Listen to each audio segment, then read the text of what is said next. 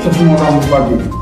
आज हमारी टीम ने मुलाकात की मुंबई हाईकोर्ट के वकील और अनिल पांडे से, जो विरार नालासोपारा वसई तालुका से उपाध्यक्ष पद पर भारतीय जनता पार्टी द्वारा नियुक्त हुए हैं। उनसे हमारे संवाददाता प्रमोद त्यागी की ये खास मुलाकात। आप जी, पहले तो मैं आपको शुभकामनाएं दूंगा उपाध्यक्ष में, धन्यवाद। और दूसरा, प्रधानमंत्री नरेंद्र मोदी के जन्मदिन पे भी मैं आपको बहुत बहुत बधाई दूंगा। और आपसे जनता के लिए बधाई चाहूंगा भी, क्योंकि गणपति उत्सव है। इसके बाद गणेश चतुर्थी को सबसे पहले मैं बब्बा के चरणों में नतमस्तक होकर प्रणाम करते हुए मैं यही कामना करता हूँ कि हमारे जितने भी परिवारजन हैं, हमारे रहवासी नालासोपारा वसई विरार हमारे जिले के, जहाँ का मैं पदाधिकारी हूँ, सभी परिवारजनों को, सभी रहवासियों को बप्पा सुख शांति और समृद्धि दे। और सारे लोगों को मैं गणेश चतुर्थी की बहुत बहुत बधाई देना चाहता हूँ। ये मेरी कामना है। मेरा आपसे पहला सवाल, उड़ीसा के उदय स्टालिन जिस तरह से सनातन धर्म को मिटाने की कोशिश कर रहे हैं, क्या उनके इन प्रवचनों से धर्म मिट सकता है? सनातन धर्म आज से नहीं बना है। सनातन धर्म हमारे ऋषि मुनियों कई वर्ष पुराना सनातन धर्म है, तो सनातन धर्म कोई मिटा नहीं सकता है। अभी हमारे बाबा बागेश्वर ने क्या बोला, बाबा ने बागेश्वर ने क्या जवाब दिया कि उनकी बाप की भपौती है सनातन धर्म, सनातन धर्म कोई मिटा देगा? उसके बारे में उसने बोला, उसका विचार है। जो वर्ड उसने यूज किया है सनातन धर्म को बीमारी से कम पे, मैं तो बोलता हूँ वही पहले एक बीमारी है जो इस देश का है, वो स्टेट का वही बीमारी है। और उसका जवाब हमारी पब्लिक देगी। पब्लिक सब सुन रही, सब जान रहे, आने वाले लोकसभा चुनाव में उसका जवाब उनको मिल जाएगा। और रही बात उसको एक्शन के लिए, बहुत सारे FIR हुए हैं देश के कई कोने कोने में। हमारे सनातन धर्म को मानने वाले कई जन ने उसका एक्शन लिया है, विरोध करे हैं। अभी इस समय जो ऐसा वर्ड बोले हैं, वो इस समय स्टालिन मामले में आके दिखाएं। उन्होंने अपने वहां पर गणपति के, जो राजस्थान से जो मजदूर गए हुए थे, गणपति की मूर्ति बनाने वाले जो काश्तकार गए थे, जो बनाते हैं वहां पे बेचते हैं गणपति का, बहुत अच्छा बॉम्बे की तरह ही वहां पे त्योहार मनाया जाता है, लेकिन स्टालिन ने उस पर प्रतिबंध लगा दिया। और एक मंत्री होने के नाते उसने पूरे स्टेट पे इस तरह का प्रतिबंध लगा दिया, और वहां पे गणपति पे बैन लगाकर उसने हजारों लोगों को बेरोजगार किया है। हजारों लाखों श्रद्धालुओं को आप उनका गला, मतलब कितना अत्याचार, किस तरह का, क्या सनातन धर्म पे इसी तरह से अत्याचार होता रहेगा? आपने जो वर्ड पूछा था कि सनातन धर्म को खत्म करना चाहते हैं, तो एक स्टेट में, एक छोटा सा स्टेट में अगर वो गणपति पे बैन लगा रहे हैं, बप्पा के दर्शन नहीं करेंगे, क्या उससे सनातन धर्म खत्म हो जाएगा? नहीं। क्या किसी सनातनी को दूसरे पद से लेके जा सकते हैं? नहीं। अब गरीब के ऊपर रही बात अत्याचार, तो गरीब आने वाले चुनाव में उनका जवाब देंगे, वही गरीब लोग हमारे वोटर हैं। वो चीज जो ने किया उसका फल ऊपर वाला देगा, ऊपर सब बैठा हुए देख रहे हैं। और रही बात केंद्र, हमारा केंद्र भी उनको जवाब देगा। समय का इंतजार करिए, अपने आप रिजल्ट आएगा सामने। संविधान है, जहाँ पे वो कमजोर पड़ने लगते हैं वहां पे वो संविधान की दुहाई देने लगते हैं। लेकिन इस मामले में उसके पहले पृष्ठ से लेके 5 पृष्ठ तक भगवान की मूर्तियां सनातन धर्म के बारे में बाबा राम अम्बेडकर जी ने अच्छी तरह से बताया है, लेकिन उसके बावजूद भी सनातन का इस तरह का अपमान, सनातन का अपमान, तो अब मुझे नहीं पता कि कौन से माइंड से कर रहे हैं, कैसा उनका दिमाग है। आपको बताऊं, गणपति आज से नहीं मनाया जा रहा है। बाल गंगाधर तिलक जी थे जो उन्होंने गणपति मनाना चालू करवाए थे तभी से, और वो सनातन धर्म को मानते थे, बाल गंगाधर तिलक जी। और आज गणपति पूरा देश मना रहा है, पूरा वर्ल्ड मना रहा है। तो अगर एक जगह बैन कर दिए, किसी मजदूर का गणपति नहीं बेचने दे रहे, उसका सील करवा दिए, जहां बना था, जो बुक किए थे हमारे, वो लोग ले नहीं जा पाए, उन लोग को रोजी रोटी छीने हैं, तो उनका भी एक दिन आएगा, उनका भी बुरिया बिस्तर बनेगा और सब पब्लिक उनका जवाब देगी। मैं आपको पहले भी बोला कि आने वाले लोकसभा चुनाव में सब दिखेगा। मेरा जानना है कि विपक्ष जो उनके समर्थन में, उनके मुंह पे ताला लगा हुआ है। वो स्टालिन को कोई भी जवाब नहीं दे रहे। यहाँ पे उत्तर प्रदेश में राहुल गांधी की पोशाक चेंज हो जाती है, जनेऊ की माला गिर जाती है, इसी तरह से सभी पार्टियों की पोशाक चेंज हो जाती है, मंदिर मंदिर जाने लगते हैं और वहाँ पे उन्हीं की पार्टी का मतलब समर्थन का लोग इस तरह से अपमान करते हैं। पहले स्वामी प्रसाद मौर्य, फिर इसके जो अध्यक्ष हैं कांग्रेस के अध्यक्ष हैं उनका लड़का, उधर ये स्टालिन। तो ऐसे कब तक सहता रहेगा सनातन अपना अपमान? हमारा यही जवाब है इन सब सारे सवालों का। आपने सही सवाल पूछा, इसका यही जवाब है कि विपक्ष का काम क्या है। विपक्ष का काम क्या है? पक्ष के अगेंस्ट में काम करना। इसीलिए तो विपक्ष में बैठे हैं। उनको हजम नहीं हो रहा है ये चीज कि हमारा आज राम मंदिर बन रहा है, बड़े बड़े मंदिरों का निर्माण हो रहा है, काशी कॉरिडोर देख रहे हैं, काशी कॉरिडोर देख रहे हैं ना, जो बाबा विश्वनाथ मंदिर है, जो कॉरिडोर जो बना है, हमारा मथुरा देख रहे हैं, वृंदावन देख रहे हैं, अयोध्या देख ही रहे हैं, कितने बड़े पैमाने पर काम चल रहा है, उसका भव्य आयोजन भी हो रहा है अयोध्या में। तो ये सब उनको हजम नहीं हो रहा है। तो उनका काम ही यही है कि मंदिर के बारे में बोलना, उसके बारे में बोलना, किसी के धर्म के बारे में बोलना। इसीलिए विपक्ष में बैठे हैं। विपक्षियों का काम ही है कि पक्ष के अगेंस्ट में बोलना, उसके बारे में कुछ नहीं। उसका जवाब सब आने वाले इलेक्शन में, मैं अभी भी बोलता हूं, पहले भी बोला हूं कि सब पब्लिक देने वाली है। नहीं, पक्ष और विपक्ष का जवाब वो कैसे भी दे, पार्टी को कोसे, वो पार्टी उसको कोसे, वो पार्टी उसको कोसे, पार्टी के अध्यक्ष को कोसे, लेकिन सनातन धर्म को कोसने का उनका क्या अधिकार बनता है? सनातन धर्म कोई किसी को कोसने का अधिकार नहीं होता। सनातन धर्म आज से नहीं है। सनातन धर्म हमारे संविधान में लिखा हुआ है। सनातन धर्म को मानने वाले बड़े बड़े दिग्गज, महात्मा, नेता, हमारे जो पूज्य थे, ये सनातन धर्मियों को, उन लोगों के तुच्छ लोग के कहने से सनातन धर्म कभी खत्म नहीं होगा। और इसीलिए हमारे सब मोदी जी जानते हैं। आज हमारा वर्ल्ड कहाँ, अभी G20 आप देखें, G20 हुआ, सारे देश के राष्ट्रपति 54 देश के आए थे, सब का बाप मोदी लग रहे थे। क्यों? आज इंडिया में इतना गौरवशाली हुए हैं कि G20 करके, और सारे विश्व के नेताओं में नंबर 1 के नेता हैं हमारे मोदी जी ने। और इन लोग को ये चीज हजम नहीं हो रहा, तो इन लोग यही टॉपिक लेके तड़पड़ा रहे हैं। इनके पास कोई टॉपिक नहीं बचा है, कोई मुद्दा नहीं बचा है। ये लोग करे क्या मुद्दा उठाए? तो यही विपक्ष में बैठे बैठे यही सब कर रहे हैं। एक सवाल मैं आपके सामने जनता का रखता हूँ। सबसे बड़ा प्रदेश उत्तर प्रदेश है। यस। और उसके जो मुख्यमंत्री हैं देश के सबसे प्रभावशाली मुख्यमंत्री हैं।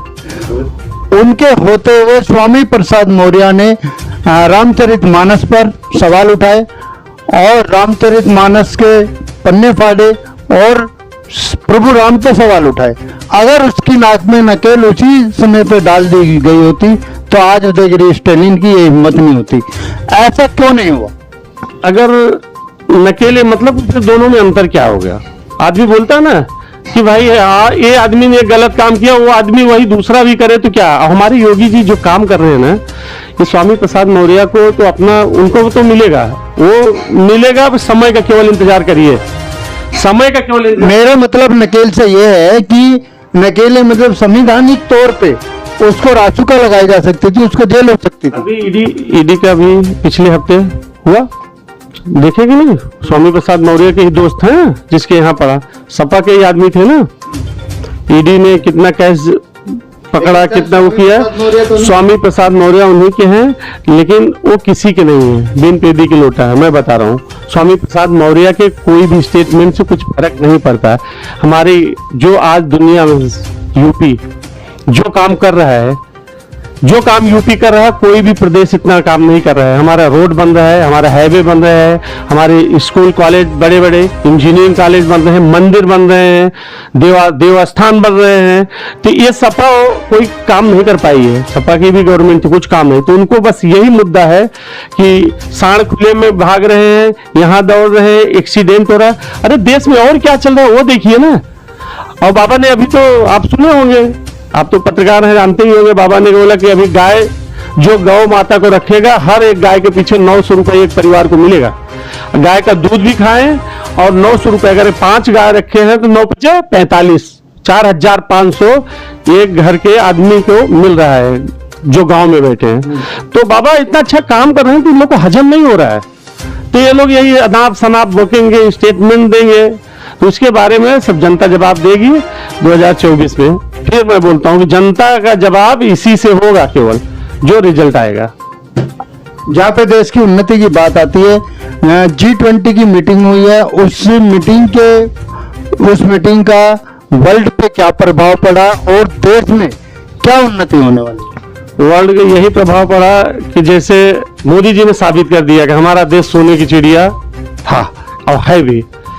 सारे गेस्ट लोग को सोने चांदी के बर्तन में खाना खाए, तो दुनिया हमारा देश कहाँ है? हमारा देश आज कहाँ मोदी जी कहाँ से कहाँ कर दिया। आज दिल्ली को जाके देखो, दिवाली होली जैसा सजा है, और वो जितना भी बनाया गया है G20 के जो मंडपम बना है ना, उसके सामने दिल्ली को जो सजाया गया है वो ऐसे ही है, ये परमानेंट स्ट्रक्चर है, ये हटने वाला नहीं है कि G20 खत्म हो गया तो हट जाएगा। तो परमानेंट वहां डेवलप हुआ। आज दिल्ली कौन से राह पे है, तो इसका आने वाला रिजल्ट सारे देश का, जब इकोनॉमी अपना इन्वेस्ट करेंगे, बड़ी बड़ी कंपनियां आएंगी देश में, इन्वेस्टमेंट होता है, इसका असर अपने देश में दिखेगा और अपने देश को बहुत फायदा होगा। इसकी जीडीपी बढ़ेगी, इसकी इकोनॉमिक रेट बढ़ेगा। तो G20 तो एक बहुत बड़ा महान काम था, बहुत बड़ा महान। लेकिन सर विपक्ष का तो कहना है कि जब हमारा देश गरीब है, सोने चांदी की थाली में खाना खिलाने की क्या जरूरत है? उनका काम है कहना, विपक्ष का काम क्या है? मैं बोला उनके पास कुछ टॉपिक है तो उनका काम नहीं कहना है।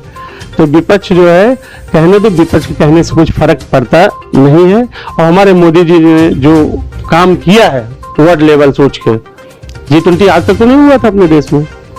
और यही देखना है, यही नहीं, अभी वन इलेक्शन वन नेशन ये भी होने वाला है, अब करके रहेंगे। अभी बिल देखो, जो अंग्रेज लोग बना के गए थे, हमारा CPC CRPC में एडवोकेट की भाषा बोलता हूँ, CPC सारे सेक्शन अमेंडमेंट हो रहे हैं, एडवोकेट प्रोटेक्शन एक्ट भी बना रहे हैं उसको, उसमें भी अमेंडमेंट हुआ। अभी CRPC के जितने सारे सेक्शन थे उसको कम किए गए हैं, और इतने सारे कानून में बदलाव ला रहे हैं, और ये देश का भला हुआ। 3 तलाक 370 हटाना, तो ये सब कोई संभव था क्या काम? ये केवल मोदी है तो ही मुमकिन है, और मोदी ने वो चीज करके दिखाया है। इसीलिए विपक्ष कोई चीज हजम नहीं हो रहा है, इसलिए वो लोग, विपक्ष क्या है? केवल एक जानवरों का झुंड है। मैं बता रहा हूँ, जानवरों का झुंड है जो अभी बनाए हैं ना सब पार्टी मिलके, I dot N dot D dot A dot, ये क्या है? ये सब लोग मिलके मोदी को जो हराना चाहते हैं ना, उनकी तमन्ना कभी पूरी नहीं होगी। और मोदी जी फिर बनेंगे 2024 में अपने, और इसी निरंतर से अपने देश का विकास करेंगे। लेकिन जहाँ पर G20 की मीटिंग हो रही थी, वहीं पे राहुल गांधी जाके विदेश में भारत की बुराई कर रहे थे, भारत को इतना नीचा दिखा रहे थे, और जिसका कुछ कहा नहीं जा सकता।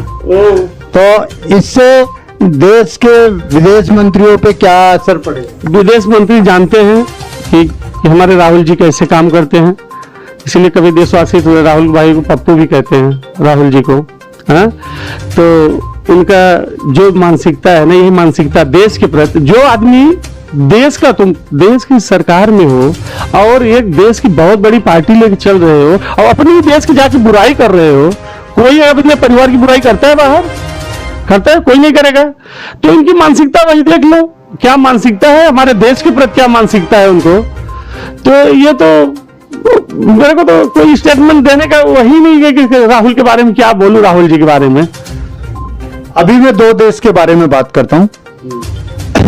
पाकिस्तान से आतंकवादियों का झुंड आया, जम्मू कश्मीर में कुछ शरारत करने का उनका विचार था, जिससे हमारे 3 जवान शहीद हुए, और उसमें अभी जो है 5 दिन से सर्जिकल स्ट्राइक चल रहा है। तो इस बारे में आपका क्या हिसाब, क्या जवाब? मेरा राय ये है कि पाकिस्तान अच्छी तरह से जान रहा है हमसे कितनी बार युद्ध हारे हैं, पाकिस्तान कितनी बार धराशायी हुए हैं। कारगिल युद्ध देख रहे हैं, उनको डर है कि फिर मोदी जी ने सर्जिकल स्ट्राइक न कर दे, अब इसलिए वो तड़पड़ा रहे हैं। अब पाकिस्तान का आज कहाँ है? पाकिस्तान कौन सा कंपेयर है इंडिया से पाकिस्तान का? हाँ, जो 3 जन मरे हैं हमारे जो सैनिक, उनको मैं श्रद्धांजलि अर्पित करता हूँ, और भगवान से मैं यही आग्रह करता हूँ कि उनके परिवार को इस दुख की घड़ी में सहने की ताकत दे। बाकी इसका जवाब तो मिलेगा, जवाब मिला, मारे गए आतंकवादी लोग, मारे भी गए। और ये कोई नया नहीं है, पाकिस्तान अपनी हरकतें से बाज नहीं आ रहा है, इसीलिए पाकिस्तान आज अलग धलक पड़ा है। अभी हमारे G20 में एक ताजा उदाहरण ले लीजिए कि हमारे दुबई से सलमान जी प्रिंस आए थे, वही पाकिस्तान उनको बुलाया, बार बार इन्वेस्ट करने के लिए पाकिस्तान नहीं गए, नकार दिए, और हमारे इंडिया में आए मोदी जी के बुलाने में। तो उनकी देख रहे हो ना, तो पाकिस्तान कहाँ है? पाकिस्तान साथ कौन सा देश खड़ा है? पाकिस्तान यही कर रहा है कि आज उनके प्रधानमंत्री जेल में। वहां की न्यूज क्या होती है? ब्रेकिंग न्यूज, पूर्व प्रधानमंत्री जो बैरक में रखे गए थे, अभी तत्कालीन प्रधानमंत्री उसमें हैं, उसी बैरक में बंद है, प्रधानमंत्री घोटाला करके अंदर जा रहे हैं। तो देश के बारे में क्या तुलना है हमारे देश से? और रही बात जो है, उसका जवाब मिलेगा, ईंट का जवाब पत्थर से मिलेगा और जल्द मिलेगा। जैसे कि पहले जब धारा 370 नहीं हटी थी, कश्मीर में कश्मीर की जनता का भटका कर ये पाकिस्तानी आतंकवादी बनाते थे। जितने भी इनके आतंकवादी ग्रुप के संगठन के लोग हैं, वो यहाँ से उठा अपहरण करके ले जाते थे, फिर उनको जिहादी शिक्षा देते थे और पाकिस्तान पे हमला कराते थे। वही आज ये ऑक्युपाइड कश्मीर जो है, वहां पे चल रहा है। कभी 150 आदमी उठा लिए, कभी 200 आदमी उठा लिए। वहां की जनता का कहना है कि बॉर्डर अगर खुल जाए तो हम भारत में विलय होना चाहते हैं। क्या भारत एक्सेप्ट करेगा ऑक्युपाइड कश्मीर को? अब ये हमारे जो शीर्ष के नेताजी हैं, उनके माइंड में है सब चीज, वो लोग करेंगे। अब यहाँ तक कि हम स्टेटमेंट नहीं दे सकते, क्योंकि शीर्ष के नेता सब सोच रहे हैं ना, हमारे देश में जो भी आए सबका स्वागत है, लेकिन शांति अमन के साथ में रहे। शांति और अमन चाहता है हमारा देश, और सबका इज्जत है हमारे देश में। और ये शीर्ष के नेता जो है वो लोग करेंगे, और जल्द से जल्द करेंगे। आज जम्मू कश्मीर वो जम्मू कश्मीर नहीं रह गया, आज बहुत अमन शांति है जम्मू कश्मीर में। आज 370 हटने से वहाँ पब्लिक एकदम सुखी है, वहाँ जगह खरीद रही है, बाहर के लोग जा रहे हैं, जमीन ले रहे हैं, अपना खुद का ओनरशिप ले रहे हैं, एजुकेशन है। आज वहाँ के यंग बच्चे लोग हमारी सेना में भर्ती कर रहे हैं, भर्ती हो रहे हैं। सिन्हा जी राज्यपाल हमारे वहाँ गए हैं, बहुत अच्छा काम कर रहे हैं, बहुत अच्छा काम कर रहे हैं, और अमन शांति है यार।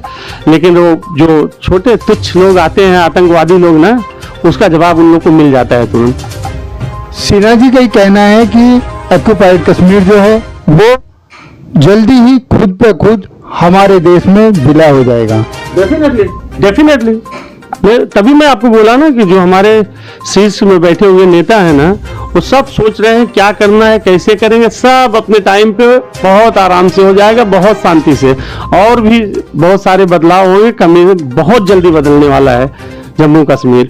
आपको पाया जाएगा कि वो तो हमारा ही है, हमारा था, हमारा रहेगा। कि आने वाले समय में ऑक्युपाइड कश्मीर अगर भारत में मिलेगा तो उसके भी खुशहाल दिन होंगे। डेफिनेटली 100% होगा, क्यों नहीं होगा? होगा, और ये जल्द होगा। ये सब विचाराधीन मैटर है अभी, और उसका जवाब मिलेगा। उसको अभी कहना जल्दबाजी होगा, अभी हम उसके बारे में कुछ नहीं बोल सकते। मैं चक्रधारी सिंहनाथ न्यूज से प्रमोद त्यागी। हमने अनिल सरजी से, जो भारतीय जनता पार्टी के जिला उपाध्यक्ष हैं, उनसे सवाल जवाब किए। उन्होंने अपनी बड़ी बेबाकी के साथ सारे सवालों के जवाब दिए। विदाई लेता हूँ, धन्यवाद, जय हिंद।